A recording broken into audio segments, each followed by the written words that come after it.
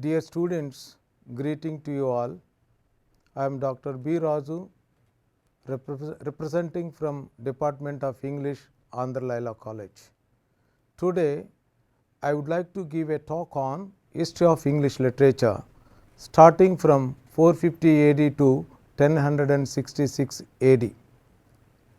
Friends, it is always good to understand the history of English literature by asking a preliminary questions like who are the early settlers or tribes in the present day England? What is the early name given to the present day England? Without understanding these two questions, it is difficult to understand the history of English literature. The objectives and outcomes of this talk is to learn the features of early literature, we call it Old English, Middle English, and why the progress of this literature is called Renaissance literature. And we are going to make a review on various aspects of literary genres it forms on terms of different periods like Old English period, it is also known as Anglo-Saxon period, Middle English period, Victorian age, and so on and so on. And we would like to showcase various characteristics of literature and its genres like poetry, drama, literary criticism. Having a detailed understanding of various literary texts, it is better to have an idea on demographic composition of England people, the tribes, their living conditions, their habits, customs, traditions, and so on and so on. Friends, the early inhabitants of England was Celts. They were lived there, they were born and brought up in that particular island.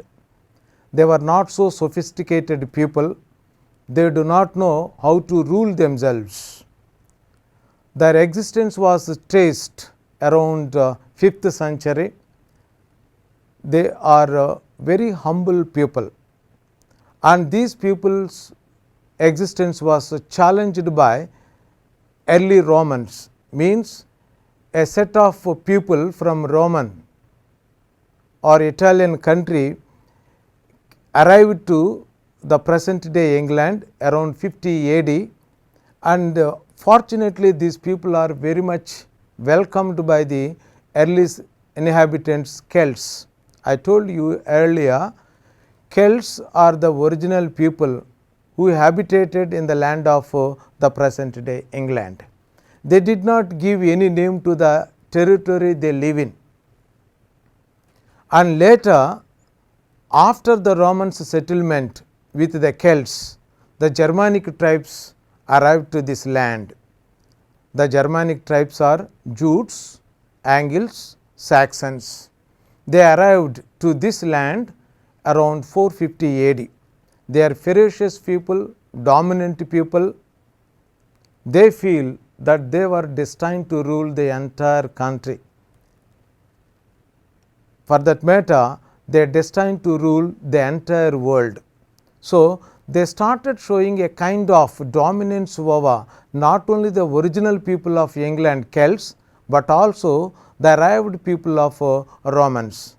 Romans accepted their dominance and prepared themselves to leave the country of England at that time.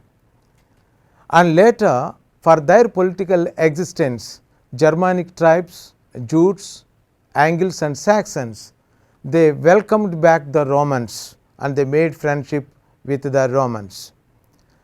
So, the original inhabitants Celts, the Romans, the early arrivals, and the Germanic tribes Jutes, Angles, and Saxons gave a name to the land they live in.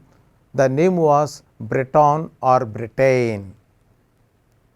The present day society we used to call the name of England as Britain or Britain. Actually, it was the name given by these tribes in the 15th century to 450 AD. And then these Germanic tribes occupied different lands. The land occupied by the Angles or Angles land, and then the Saxons, they called their land as a Saxon land, and Jutes as their Jutes land. But of all these three islands or of all these three tribes, the most dominant tribes even from the Germanic tribes were Angles and Saxons. The land of Angles and the land of Saxon islands became slowly Anglo-Saxon land, and the Anglo-Saxon land slowly emerged as England, as we call it today England. And then these people were replaced or attacked by nomadic or Vikings. Vikings are the kings or a king's origin from French origin, starting from 450 AD to 1050 AD roughly. So, the present day England, some 5th century ago, it was occupied with the Celts, Romans, Germanic tribes, Jutes, Angles, Saxons, and so on and so on. Every one of them showed their dominance over each, and they started delivering their stories there. And one more thing we have to remember about these tribes were, when they were trying to deliver their stories, tell their stories, histories, traditions, social habits, customs, beliefs, there was no printing press to be recorded. Therefore, all their stories were oral stories and there were no written records. Only after Goldsmith Johannes Gutenberg, a German monk, he introduced the printing press. It was a handmade printing press. Since he was a businessman, he wanted to produce the bills for his own business purpose. So, he introduced the printing press during the year 1436, but it did not serve the purpose of recording the lifestyles of the people of these tribes, as well as to showcase any one of the stories written by them. And then after some time, during 1476, around roughly, William Caxton printing press came. He is an Englishman. He wanted to promote the books, written books from his own people. Therefore, when the Caxton printing press came, several writers came forward to showcase their books, beliefs, ideas, and other things. And some of the literary journals they have produced and procured, stored during this period with the help of the William Caxton printing press was epic forms, religious literature, Germanic tribes. Why epic forms and Germanic literature? I told you already, dear friends, the Germanic troops, Angles, Saxons, and Jutes, they are ferocious people, they are dominant people. They did not allow any people's interference in their lives. Therefore, they promoted their kind of literature. To say Beowulf is an epic, a long narrative poem. Nobody knows who has written it. It was an anonymous writer. It was written by an anonymous writer. Nobody knows, but it tells about the story of a great warrior who interfered between two kings at the time of helping one of the kings. So, these are the stories. And the original inhabitants, Celts, they are the natives of the land. Their number is very less in number, but they produced their own native literature. And then the Romans, who are welcomed by these native people, they welcomed or introduced their literature. I told you already, the Romans came with two purposes: to promote infrastructure like laying the roads, improving the conditions of the people of Celtic, and so on and so on. Not only that, they also wanted to promote the Bible and the teachings from the Bible. As a result, books related to the Bible was introduced during this period. You may watch the two pictures where Gutenberg introducing his printing press, handmade wooden printing press, very difficult to maintain it, and then an advanced printing press from the native people William Caxton 1476. From this year onwards only the books were written and oral stories were slowly narrowed down.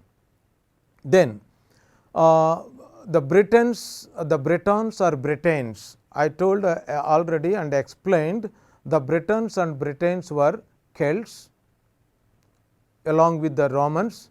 Since they have accepted and assimilated each other, their troops were also called Celtic Romans or Roman Celtics.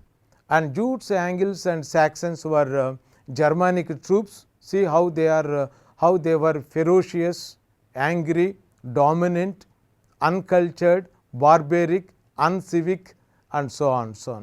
And the last tribe is called Normandy. Normandy or Vikings means they were French intruders. The French intruders can be divided into two types. Normandy means people who migrated to the place of Britain for their livelihood. That is why they are called Normandy. The word Normandy means a synonym for migration or immigration. And the Vikings, the word itself, the suffix itself gives the meaning kings, Vikings. Vi means French, French kings. People who are well established in the French kingdom, they came to this land and they wanted to give their contribution. Therefore, after the arrival of the French people, they started declaring the French language as the official language, and the language built with the help of the Celts, Jutes and Anglo-Saxons, it was declared as the language of the common people. This English language is very inferior to the language of the French people. The language of the French people was the language of royal people, rich people. And then you see how the wars took place between Germanic tribes, French people. For the convenience sake, all these tribes divided their land, England, into several kingdoms. First, they divided their kingdoms into four. You see the four kingdoms: East Anglica, Mercia, Northumbria, Wessex. And then they extended the number of their kingdoms. They are East Anglica again, Mercia, Northumbria, Kent, Essex, Wessex. And then 7 kingdoms. 7 kingdoms is also known as heptarchy. Heptarchy is a Greek word, means 7. You can read the names of the kingdoms: Northumbria, Mercia, East Anglica, Essex, Kent, Sussex and Wessex. And then this was the literature produced by these tribes: Beowulf, a Germanic warrior; Widsith, a kind of pagan literature; and King Alfred. He started translating the books from Latin, French and other models to English in a form of prose. Then we have a lyrical poetry, that is what we call it native literature: Walderer, a heroic poem; Seafarer, Drover's lament; Husband's message; Judith, Rune, Wolf and Educer. In some other video we can explain the full detail summary of all these things. And the religious literature, you can guess what is religious literature is. Religious literature is Italian literature. I told Romans arrived there to teach the Bible. So, the literature related to the Bible was produced, and then these writings were replaced by Renaissance movement. Renaissance movement is the movement brought out by university wits.